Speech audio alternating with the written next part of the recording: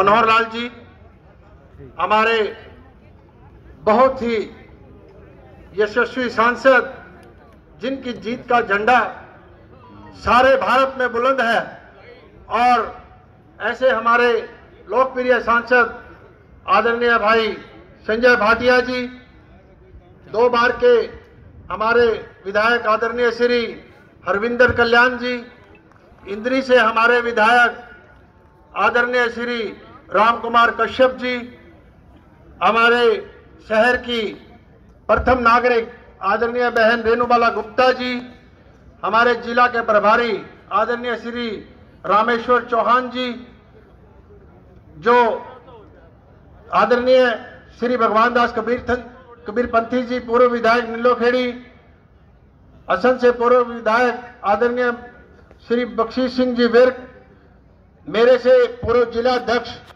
जिनका मुझे पिछले लगभग 3.25 साल मार्गदर्शन मिला है, ऐसे हमारे भाई जगमोहन आनंद जी, हमारे बड़े भाई आदरणीय अशोक सुखीजा जी, पूर्व जिला अध्यक्ष, आदरणीय पूर्व जिला अध्यक्ष श्री जंग बहादुर चौहान जी, आदरणीय श्री राम कुमार आर्य जी, पूर्व जिला अध्यक्ष, आदरणीय श्री अतर सिंह संधू जी, पूर्व जिला अध्यक्ष, आदरणीय सुभाष चंद्रा जी, श्री यशपाल ठाकुर जी, और सभी सम्मानित मंडल अध्यक्ष, पार्षदगण और देवतुल्य मेरे भारतीय जनता पार्टी जिला के कार्यकर्ताओं,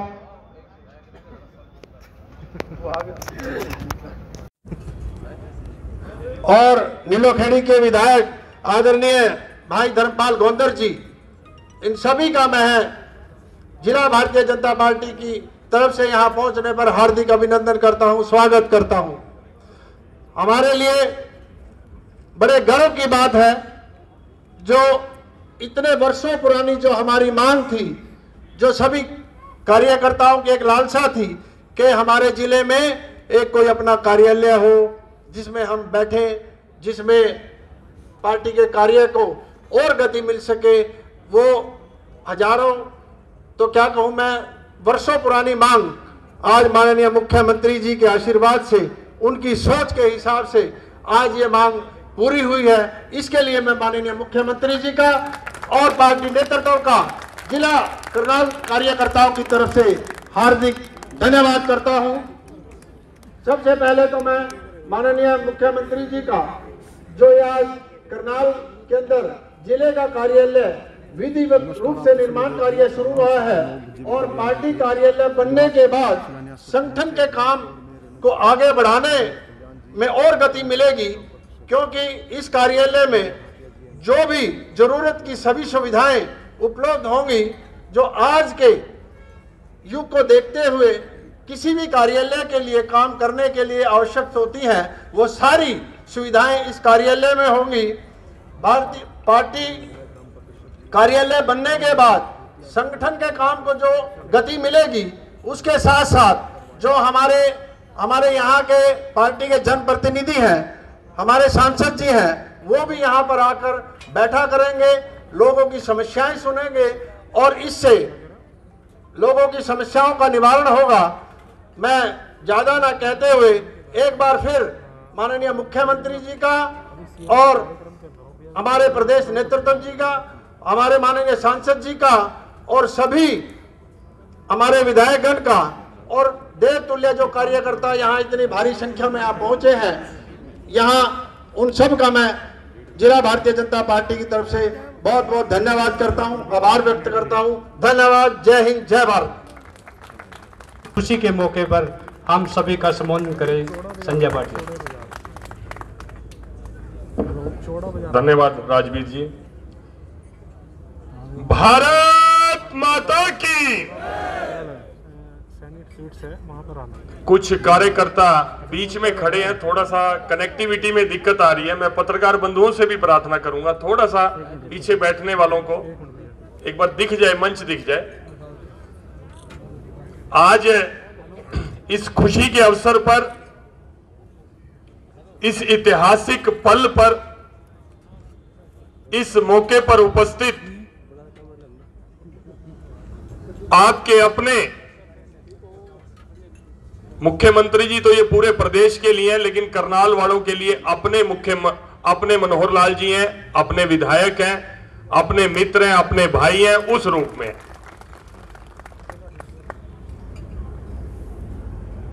अभी हमारे अध्यक्ष योगेंद्र राणा जी बार बार ये बोल रहे थे, बहुत लंबे समय से ये मांग थी।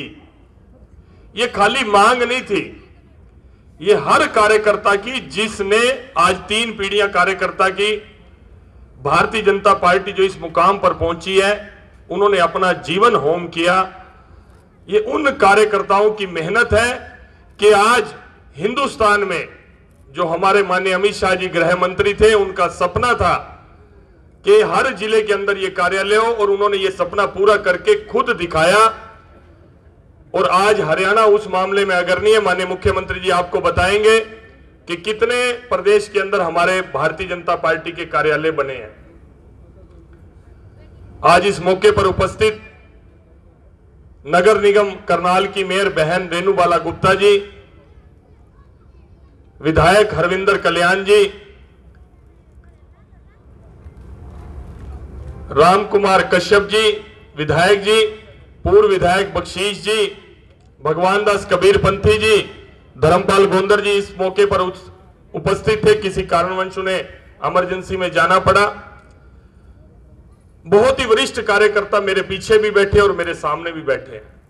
पूर्व जिलाध्यक्ष जगमोहन जी, राम कुमार जी, जंग बहादुर चौहान जी, हमारे बहुत ही इस हल्के के लोकप्रिय अच्छे व्यक्तित्व के मालिक वीरेंद्र मराठा जी, मेरे सामने मेरी मां के समान बैठी संतोष अत्रेजा जी, अनेक कार्यकर्ता है। मैं सबका नाम लूंगा तो मेरा समय बोलने का पूरा हो जाएगा।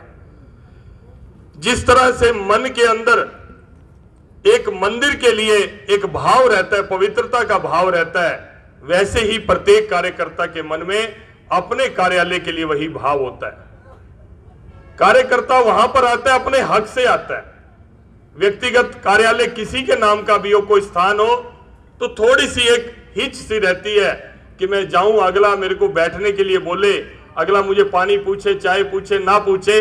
लेकिन कार्यालय एक ऐसा स्थान है, पार्टी का कार्यालय, जहां प्रत्येक कार्यकर्ता वहां पर बैठकर अपना अधिकार मानता है और अपने हक से हर काम करता है, अपना एक पवित्र स्थान मानता है। अनेक वैचारिक मतभेद काम करते हुए रहते हैं, लेकिन कार्यालय एक ऐसा स्थान है जहां भिन्न भिन्न प्रकार के मत होते हुए भी मन का भेद नहीं होता। कार्यकर्ता बैठते अनेक मतों से हैं, लेकिन वहां से जब निर्णय करके बाहर निकलते हैं तो एक मन से निकलते हैं, एक मत से निकलते हैं। ये कार्यालय की एक भूमिका है। आज इस खुशी के अवसर पर बहुत अधिक बात रखने की नहीं है। आप सब लोगों की उपस्थिति और इतनी बड़ी संख्या में, मैं समझता हूं पूरे प्रांत में कार्यालय बने, सब जगह बहुत ज्यादा उत्साह था, लेकिन ऐसा अभूतपूर्व उत्साह आप सब कार्यकर्ता, इस बात के लिए मैं आपको साधुवाद देता हूं, आपका आभार करता हूं कि आप इतनी बड़ी संख्या में यहां इस शुभ अवसर पर, आपको लगता है कि ये हमारा ही है, हम ही इसको चलाने वाले हैं, हम ही इसको बनाने वाले हैं, ऐसा भाव लेकर कार्यकर्ता यहां पर आए हैं। अब मैं प्रार्थना करूंगा अपनी वाणी को विराम देते हुए माननीय मुख्यमंत्री जी से आए और हम सबका मार्गदर्शन करें। माननीय मुख्यमंत्री जी। भारत माता की जय, भारत माता की जय, वंदे मातरम, वंदे मातरम, भारतीय जनता पार्टी जिंदाबाद, भारतीय जनता पार्टी जिंदाबाद। धन्यवाद। मंच पर विराजमान हमारे कर्मयोगी सांसद भाई संजय भाटिया जी, पार्टी के हमारे जिलाध्यक्ष भाई योगेंद्र राणा जी, हमारी मेयर बहन रेणुबाला गुप्ता जी, इस जिले के हमारे विधायकगण सर्वश्री हरिंदर कल्याण जी, रामकुमार कश्यप जी, धर्मपाल गोंदर जी, सभी हमारे पूर्व जिलाध्यक्ष, पूर्व विधायक, जिले के प्रभारी श्री रामेश्वर चौहान जी, और ये जो हरियाणा भर में कार्यालयों का जो जाल बन रहा है, कार्यालय निर्माण समिति एक बनाई है हमने हरियाणा में, उसके चेयरमैन श्री GL शर्मा जी, सभी मंडल अध्यक्ष, सभी जिला पदाधिकारीगण, सभी पार्षदगण, सभी आत्मीय कार्यकर्ता बंधुओं, ठीक कहा संजय जी ने कि आज का दिन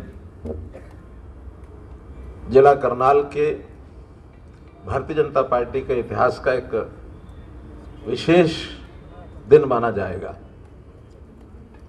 अभी तक हमारे जो कार्यालय चलते थे या तो किसी के घर से चलता था, कहीं किसी मंदिर से, कहीं धर्मशाला से।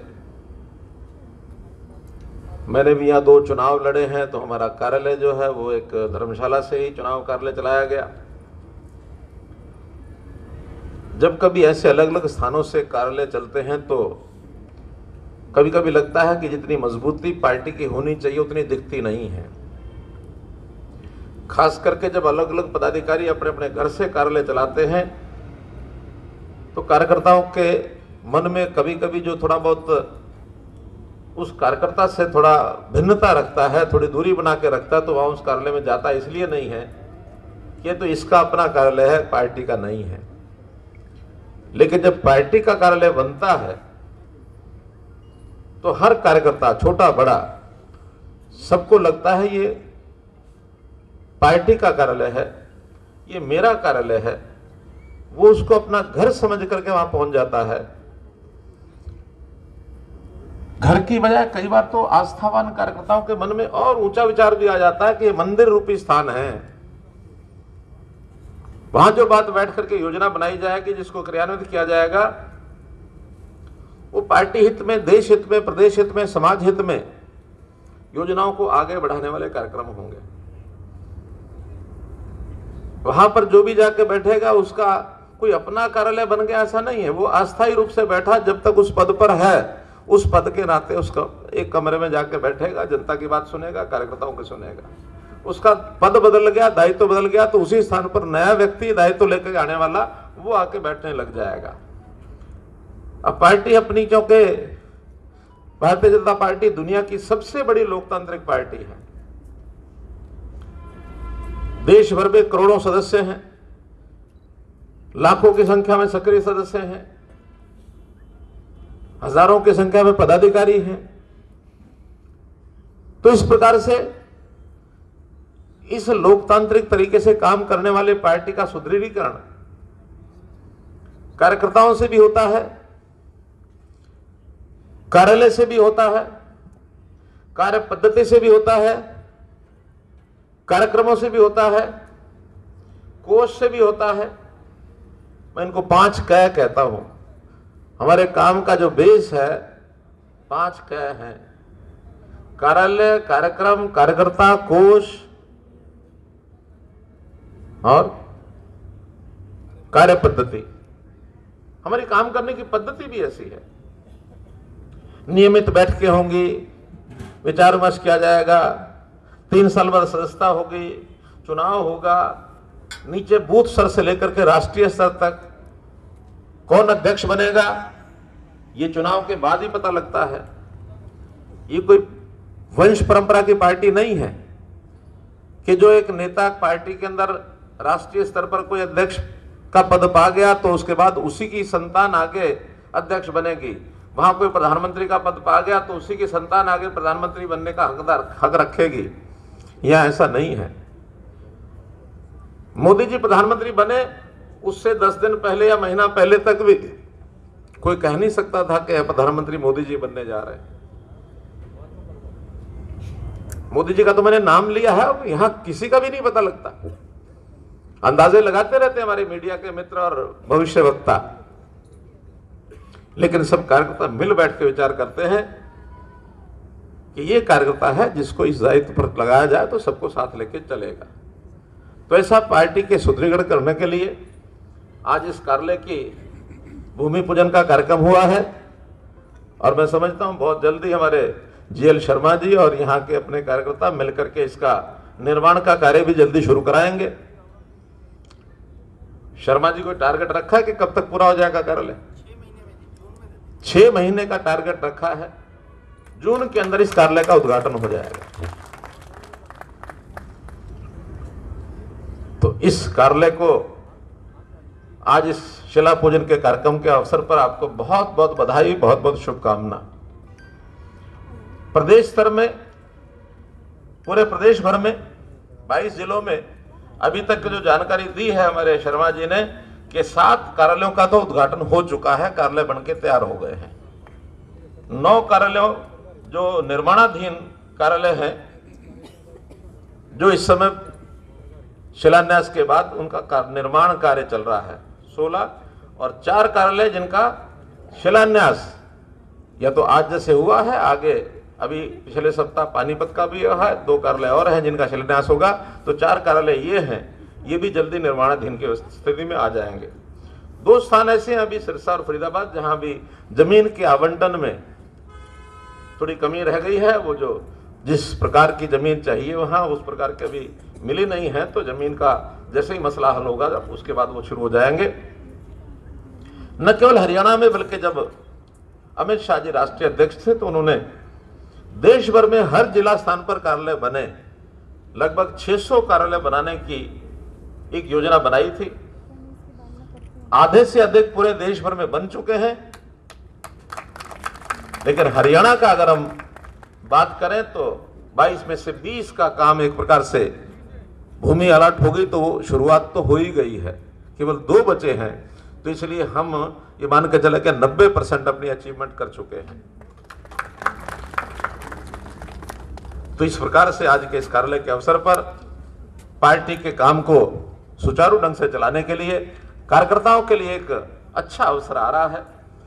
कार्यकर्ताओं को केवल कार्यालय और कार्यकर्ता कार्यक्रम कोष कार्य पद्धति यहीं तक सीमित नहीं रहना होता। पार्टी आगे बढ़ रही कि नहीं बढ़ रही है, इसका पैमाना एक दूसरा होता है। वो होता है जनमत। जनमत हमारे साथ कितना है, और जनमत को नापने का तरीका वो होता है चुनाव। मुझे बड़ा संतोष है कि हरियाणा में पिछले 6 साल से हम इस जनमत के मामले को लेकर, चुनाव के मामले को लेकर लगातार आगे बढ़ रहे हैं। चाहे वो हमारा 2014 का विधानसभा का चुनाव रहा हो, लोकसभा का चुनाव उससे पहले रहा हो, उसके बाद पंचायतों के चुनाव आए, नगर निगमों के, नगर पालिकाओं के चुनाव आए, 5 नगर निगमों के चुनाव आए, जींद का चुनाव आया, विधानसभा का चुनाव आया, लगातार हम जीतते रहे हैं। इस बार के लोकसभा के चुनाव में भी हम पूरा 10 की 10 सीटें हमने जीती हैं। तो इसलिए ये जीत हमारी लगातार चल रही है। आप प्रश्न चिन्ह खड़ा करेंगे बड़ौदा के चुनाव का, मैं कहता हूं कि बड़ौदा का चुनाव हार करके भी हम जीते हैं।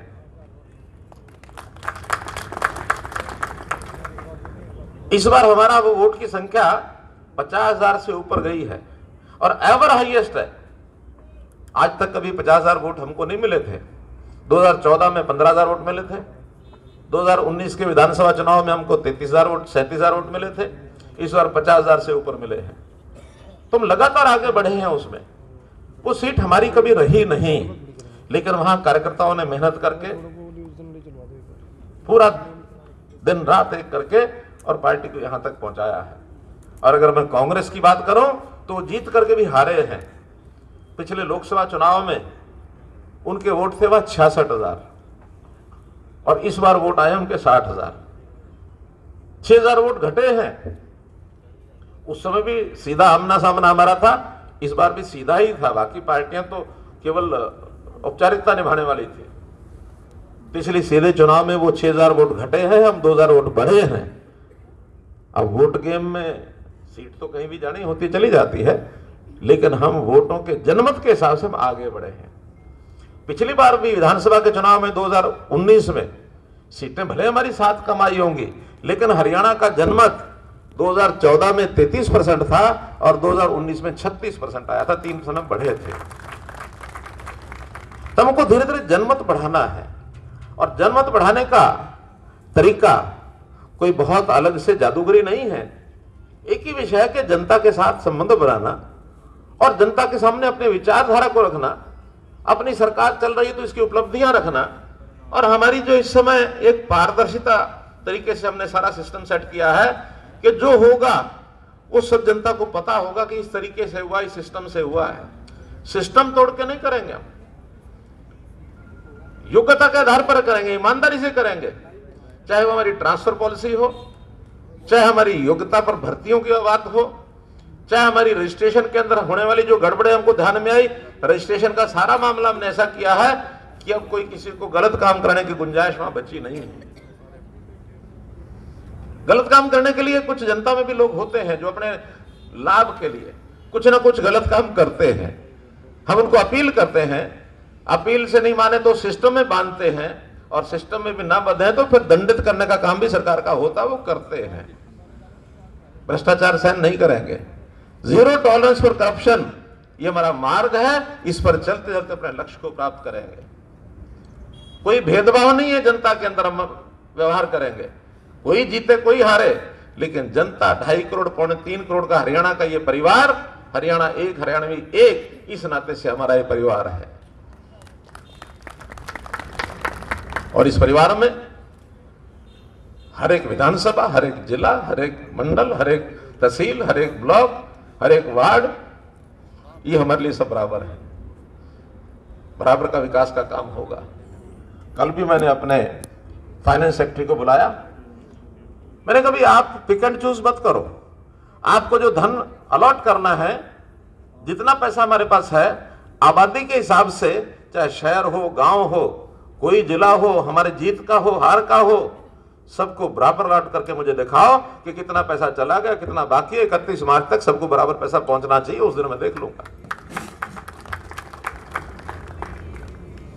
क्यों भेदभाव करें किसी से? भेदभाव करने का मतलब यह है कि हमने 4 लोगों को लाभ पहुंचा दिया, ये मान करके कि ये 4 हमारे नजदीक हैं, हमारे अपने हैं, हमारे बने रहेंगे। ये पता नहीं कि 4 का लाभ देख करके जो 14 को लाभ नहीं मिला, अगर 18 हकदार हैं, 14 को लाभ नहीं मिला, तो वो 14 विरोध में जाके खड़े हो जाएंगे, तो बोलो लाभ होगा कि नुकसान होगा? क्यों? अगर 4 को फायदा पहुंचाया और 14 नाराज हो गए तो फायदा है कि नुकसान है? नुकसान है। और योग्यता के आधार पर, मेरिट के आधार पर अगर 4 को मिलेगा तो 14 को भी संतोष हो जाएगा कि कोई बात नहीं भी, हमारे से आगे था, हमारे से होशियार था, मेरिट वाला था, उसको मिला, हम भी पढ़ाई करेंगे, हमको भी आगे मिलने की गुंजाइश बन गई है। जिनका भरोसा उठ गया था कि हरियाणा में कोई सरकारी नौकरी मिल भी सकती है, वो आज दोबारा से कोचिंग सेंटर की तरफ मुंह कर लिया। उन्होंने हाथ में किताबें पकड़ ली हैं और घर में बैठ करके, लाइब्रेरी में जा करके, मुझे हिसार के एक व्यक्ति ने बताया कि मुझे वहां, क्योंकि नंबर ऑफ सीट्स लाइब्रेरी में लिमिटेड हैं, वो बुक करते हैं कि किसने कितने बजे आना है, उसका स्लॉट बुक होता है।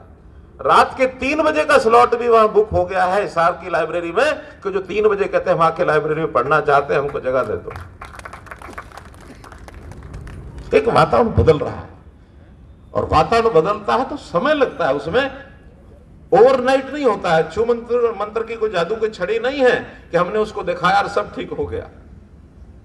हमको अपने नेता भी ठीक करने हैं, हमको अधिकारी भी ठीक करने हैं, हमको कर्मचारी भी ठीक करने हैं, और हमको जनता को भी आग्रह करना है कि गलत रास्ते पर चलना बंद कर दें, क्योंकि ये सबका ही रोल होता है इसमें, कम हो चाहे ज्यादा हो।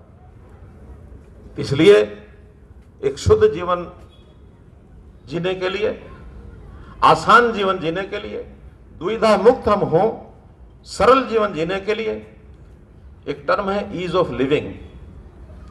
इंडस्ट्री में होता है ईज ऑफ डूइंग बिजनेस, आम जनता के लिए, आम नागरिकों के लिए होता है ईज ऑफ लिविंग। तो हम ईज ऑफ लिविंग के लिए काम कर रहे हैं। कोई व्यक्ति ये ना कहे कि मुझे अपने सामान्य जीवन को जीने में कोई कठिनाई आ रही है। सरलता चाहिए सबको, तो इस आधार पर हम चल रहे हैं। हमारे कार्यकर्ताओं का एक दायित्व बनता है कि जो सरकारी योजनाएं हैं, जो हमारी विचारधारा है, जो हमारी उपलब्धियां हैं, इन सब को लेकर अपने पूरे इलाके में, जिला है तो जिले वाले जिले में, मंडल वाले मंडल में, यानी वार्ड वाले वार्ड में, बूथ वाले बूथ में, हर घर में जाकर के लोगों को जानकारियां दें, और कोई दबाव ना बनाए। हम किसी को दबाव के आधार पर अपने साथ लगाना चाहते हैं, वो जमाना चला गया। वो सरकारें जब करती थी तब करती थी कि उनको डरा करके, धमका करके, खतरा पैदा करके मजबूरन उनको उस पार्टी के साथ लगना पड़ता है। लालच से साथ लगाते हैं, ना दबाव से लगाते हैं, ना लालच से लगाते हैं। हम सामने वाले को समझा करके उसको लगना चाहिए कि ये सरकार के काम ठीक है, मन से साथ लगेगा तो स्थायी जनमत हमारे साथ होगा, कभी हमको छोड़ के जाएगा नहीं। इस काम को करने के लिए आप लोग आगे बढ़े और उसमें इस कार्यालय का जितना उपयोग होगा उसका पूरा उपयोग करें। आप आज आए, हजारों की संख्या में यहाँ कार्यकर्ताओं ने जो एक सहयोग देने का काम किया इस कार्यालय का, क्योंकि इस कार्यालय को आगे बढ़ाने के लिए कोष नाम की जो चीज है उससे ये कार्यालय आगे बढ़ेगा। और मैं कार्यकर्ताओं से एक अपील भी करूंगा कि ऐसे अवसर पर हमारे से जो अपेक्षा की जाए, अपने से और अपने सहयोगियों से, सबसे उस कोष में भी सहयोग करने के लिए हमेशा निरंतर अपनी ताकत के हिसाब से आगे रहना चाहिए, ताकि इस कार्यालय में हमारा भी योगदान हो, हम भी कहें ये कार्यालय में मेरा भी योगदान है। इसलिए उस आधार पर सब आगे बढ़े। आपका बहुत बहुत धन्यवाद, बहुत बहुत आभार। तो आपने देखा कि मुख्यमंत्री मनोहर लाल खट्टर ने अपनी स्पीच में क्या कुछ कहा। आप सभी से अपील, इस वीडियो को देखने वाले इस वीडियो को साथ में शेयर जरूर कर दें। सीधी तस्वीरें आप करनाल से देख रहे हैं, जहाँ पर मुख्यमंत्री मनोहर लाल खट्टर ने आधारशिला रखी, शिलान्यास किया और एक भाषण भी यहाँ पर दिया। जो आम जनता थी उसको, आप सभी से अपील, इस वीडियो को देखने वाले इस वीडियो को साथ में शेयर जरूर कर दें।